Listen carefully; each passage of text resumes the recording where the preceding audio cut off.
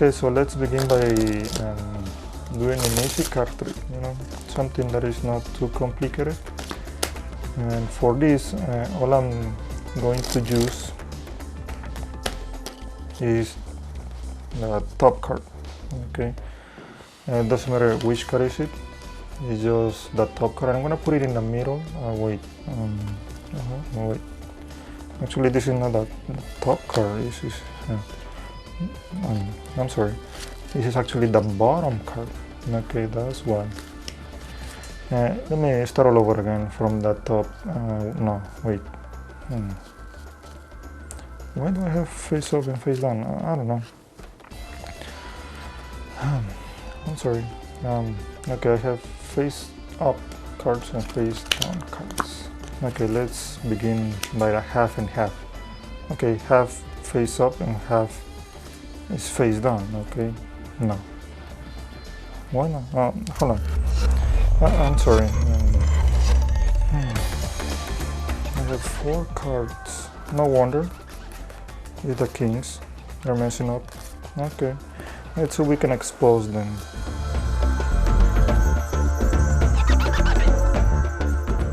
Okay, so to begin with the routine, it's not much that you do the routine, it's just the technique. For example, to flip over any quantity of the playing cards, all I do is this. That's it, but you have to do it under cover. Just like that. Now let's say I'm using half of the playing cards, so you can follow me. Now when I do this, I bend only second, third, and fourth finger. Second, third, and the fourth finger. But I don't bend the index. The index finger remain stretched, which is a nice optical illusion because it looks more inoffensive, more subtle. And if you do this move under the right cover, notice I have my hand and any quantity of the playing cards over here, and you only lift it up 80 to 90 degrees, so or otherwise you will flash at the bottom the move, because you need some room to do this move. So I lift it, flip it, and bring it back. Now when I lift it, I also need to move it towards the thumb so I can follow the spinning, the flip. Okay, in the performance you see I did it in 3 different ways, but I still flipping it in the same way. It's just the way you have to react to the fact that you're flipping it, the bottom portion. Now the easiest and fastest way to learn this, you can start practicing with a bottom card, but I always keep the thumb break, so I can, for example, I take the whole thing and remain or keep the thumb break wherever you want to flip the portion, the bottom portion, so I can immediately drop it and flip it. Okay, in the beginning of the performance, before I take the whole deck from the table, I keep the thumb break so I can drop the whole deck and keep the top card, spin it, and hide it. Okay, this is how I did it, but a little bit faster. But you have to be concerned that the middle finger, third, and the fourth is covering the front. Okay, and the spin is actually quite fast, but it's actually imperative that you keep moving your hands before and after the move, and that's all. For example, from here I'm moving my hand, I flip over, I square everything, spin, and keep squaring, so it looks more innocent, more subtle, the move, and this is a little bit more complicated because you just wanna, at the beginning I just did it right away, and you may flash it a little bit more, so you need to be careful. The thumb is all the way here to the corner, and second, third, and fourth finger. You try to show, not to show this angle. You can show the front, and you can show a little bit more towards the arm, but not here. You can lift it so you can cover the move. Okay, and square everything. And it's actually, it doesn't take too long. You see? And same, you wanna turn it face down, and that's it. And here then it's gonna be easier if you wanna just do it with the bottom card. Give you a much covering. You see the bottom card? The only thing is not to flash, and that's it. And sometimes you want to turn over half of it, and that's it. Instead of, because you know some people do it like that on the cover, of course, but you have to spin. You do a little bit more move. The fact that you have to move the wrist, the hand, and everything. In the other hand, you just bending it, and since the index finger remains stretched, all you have to do is covering the move. You know, sometimes you wanna cover this move much better. You can just do it a halfway, half spin, 90 degree, and then with this portion push it down, and so the rest can be completed itself by pushing with the other hand instead of doing the whole move, you know, because you don't want to move the wrist too much.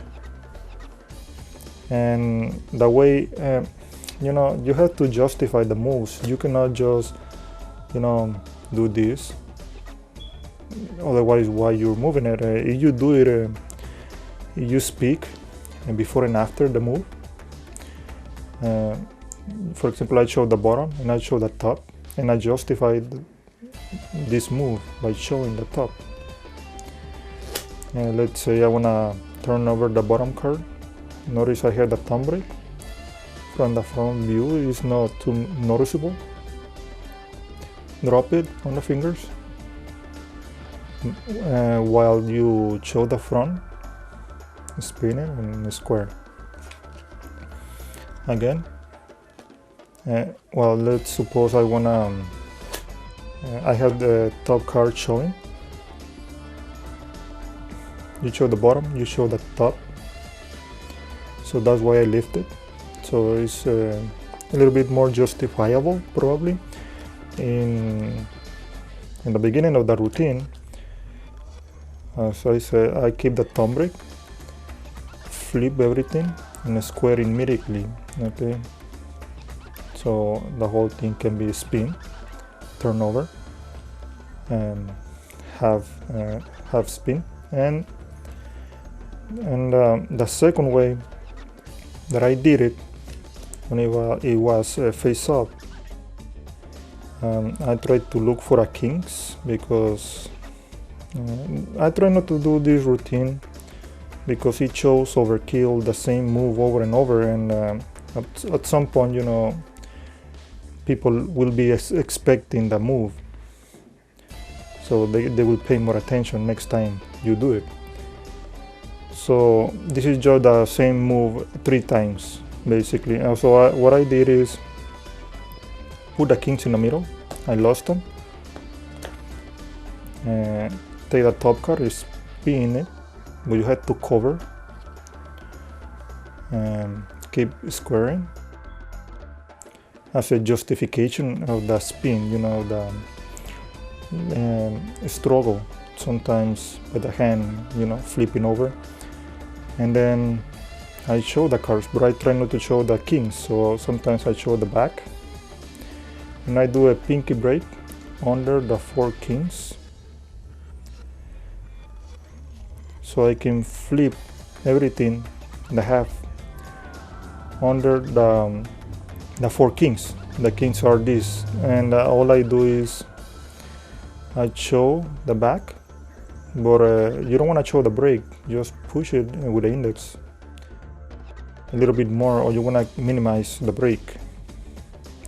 But by the swing, you conceal better the thumb break, so I can drop it immediately, flip it, and spread.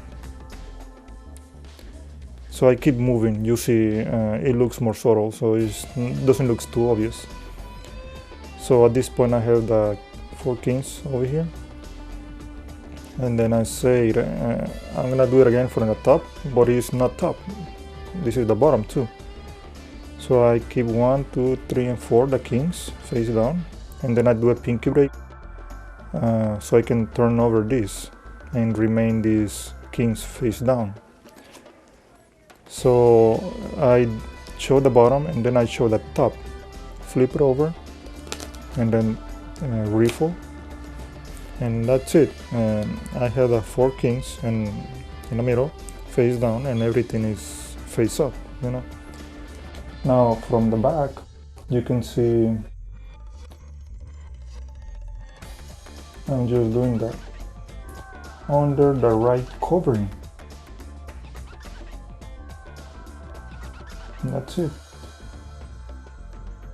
Now I will do